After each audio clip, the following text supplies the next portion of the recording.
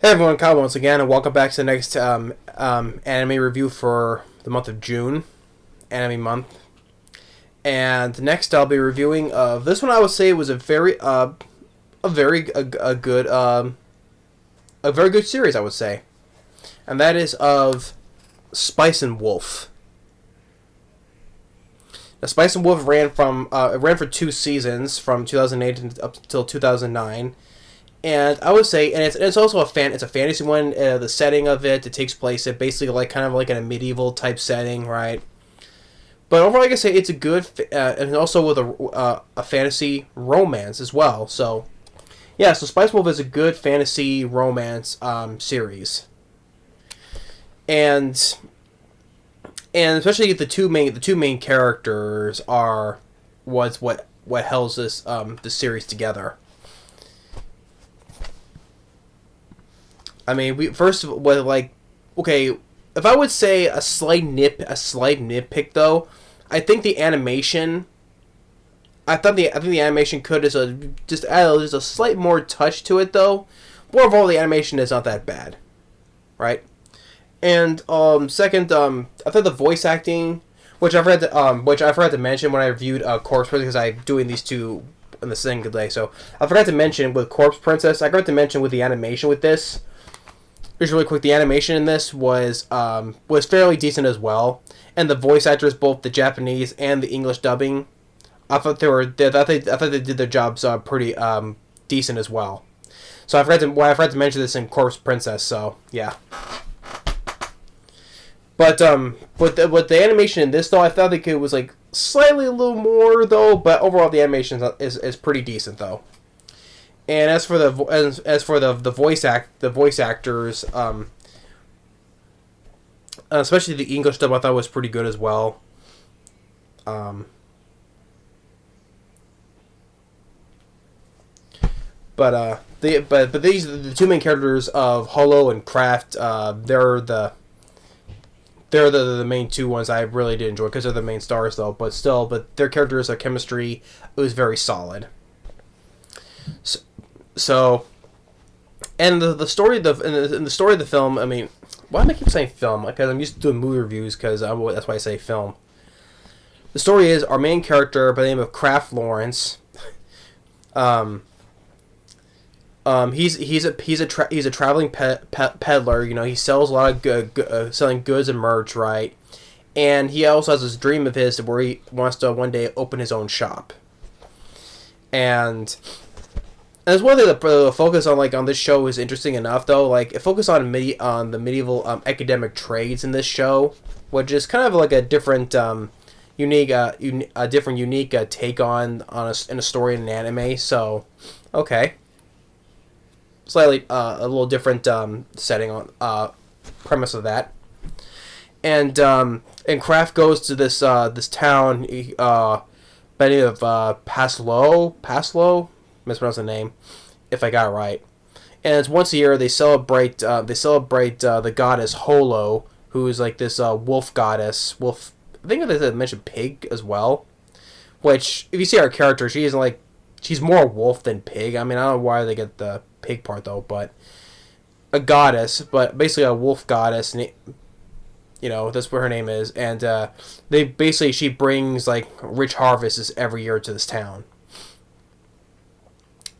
And then one night where Kraft looks in the back of his wagon where he finds Holo herself naked, okay, naked in the back of his wagon, and though she wishes to return to her homeland, which she hasn't been to in so long, I would probably say centuries, I would say. And since the villagers think they have no need for her no more, so she wishes to go back to her homeland. And Kraft basically he says yes, I'll take you there. And basically from then on, for this whole entire show is them journeying together, traveling, going from town to town. With Kraft, making money selling all these selling his goods and little misadventures, but also them eventually fall in love with each other, basically. And that's basically the gist of the show. I mean, fairly simple, yes.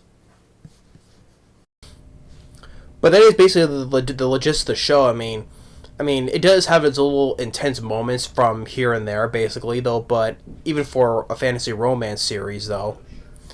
But but overall, yeah. I mean, the characters, our main character, especially with Kraft, it shows that he is kind of like he is a likable character, and he is smart at what he does. When dealing with selling his stuff, though. Even though sometimes when he knows he's being cheated, though, he tries to basically try to beat the guy at his own game. It shows what how smart he is. And with Holo, I thought she was another also likable character. She's also times she's like teasing Lawrence, and she's also smart in her own ways too. I mean, she tries to she learns the ways of merchants, right? Even especially with learning with Kraft though. Even there were times she does come up with her own little ideas to help with Kraft and his sellings, right? She does come up with her own little ideas, so show that she learns the ways of this trading businesses. Even though there was there was a scene where there's a guy who's wants to buy furs, right? And like furs or whatever they would call, and she comes all the way to convinces the guy to sell them for double the price, right? So it shows how she is, how smart she is at learning this stuff, right? And she likes apples. That's one thing that's easily with her character, is that she likes to eat apples a lot of apples. And I said the times when she's even teasing Lawrence, that was kind of like a playful act with these two. So the chemistry these two are really good. And the thing is, though, unlike with one thing with the problem I have with Corpse Princess, like how long it took the slow build between of Ori and Machina, right? Took a little bit too long for them to get to know each other and stuff like that, right? But here, in this though, they feel like after the first episode, these two have already formed a good bond between these two already. By the time the second episode already came, right? Maybe you could say that's rushed though, but still, I think it was better handled here in this more than Corpse Princess did.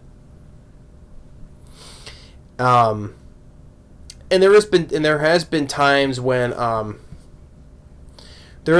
like throughout the series that me thinking like, oh, Holo might leave, like heartbroken or whatever, and then she might eventually come back, and then Lawrence, he's all sad and all that. There was those times those happened.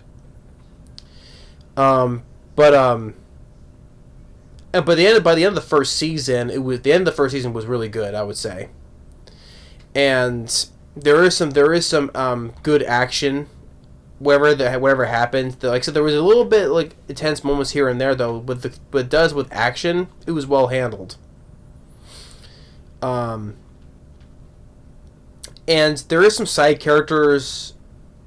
There are some side characters in the show, but I think I think another nitpick I have, I say they are just kind of like a little bit forgettable, I would say.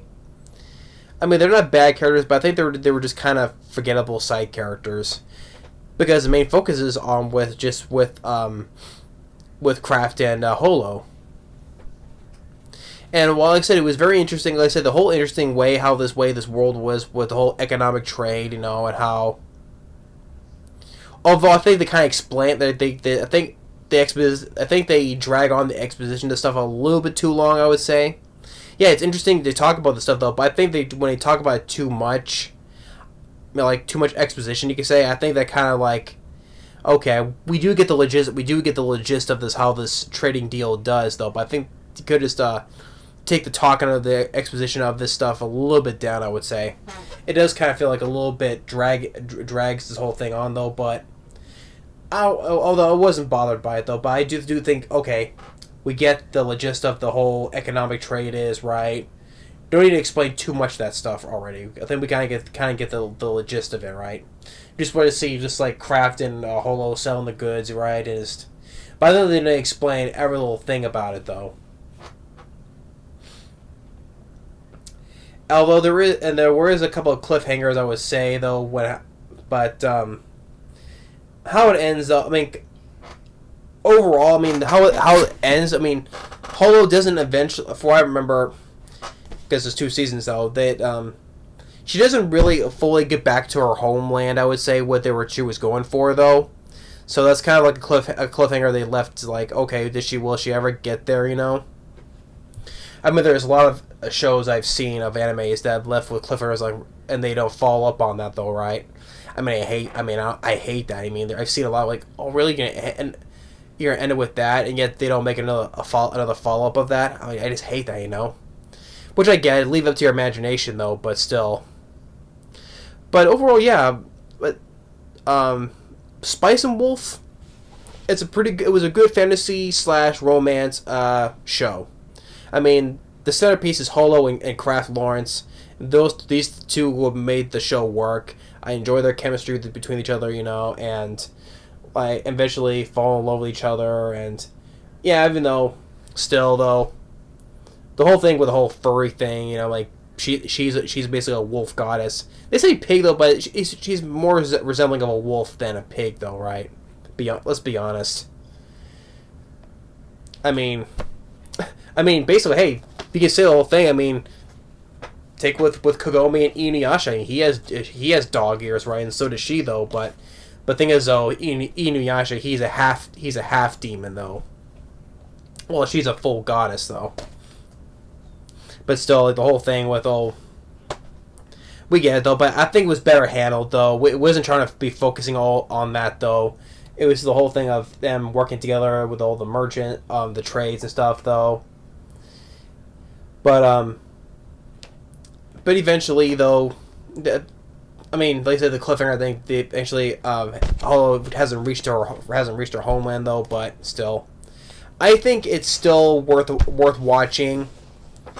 I mean, like I said, after the first episode, these two their chemistry is already kicked off though, right? Hence, the lack of the problem I have with the Course Princess, like, it takes like about 7 episodes for Ori and Makina's chemistry to get going, right? Here, especially after the second episode, these two felt like they talked to each other for a long time, you know, like they know each other for a long time. But yeah, Spice and Wolf was a pretty good fantasy romance anime series. I enjoyed it. And it was kind of an interesting way, you know, because like the story, like with the whole thing about the whole economic trade and stuff. But I think there was kind of a different setting, you know. Well, especially the medieval setting, though. Besides the medieval setting, but the way the trading and the merchant stuff works, you know. But yeah, that's my review for Spice and Wolf. I enjoyed it. It was pretty good for 2 seasons. Yeah. But thanks for watching. Stay tuned for more. We're coming on for Anime Month, and we'll see you next time. Later. But also, like I said before, like, if you haven't seen Spice Wolf, feel free to check it out. It's worth a watch. Later.